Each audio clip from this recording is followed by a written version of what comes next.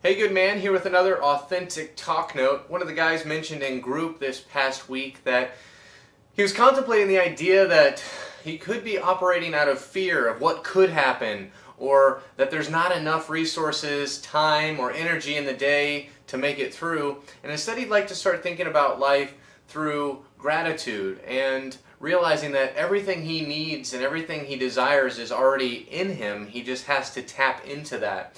And he found himself really complaining to the people around him, family, friends, that there's just not enough time in the day. I'm always tired and I can't figure out why. And what he started realizing was he was operating out of fear and always driving, always looking for what could go wrong, trying to figure out how maybe he could avoid that, and just having a lot of fear within his day-to-day thought processes. That led to him how he was interacting with everybody and his environment.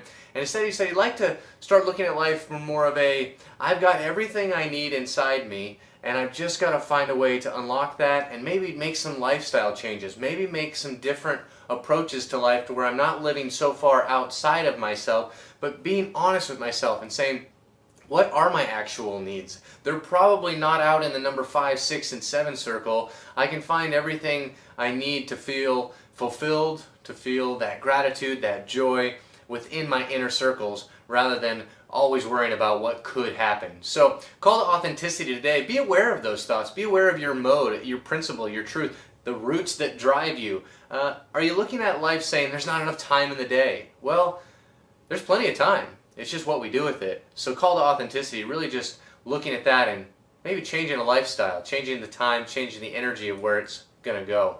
As far as circle relationships, we're really looking at the 5, 6, and 7. How much of that time do we put into our work, our giving, the taking relationships, and the things and the coping mechanisms of life? Pretty much the stuff that won't really matter a whole lot in 10 years. We're really looking at that circle as well.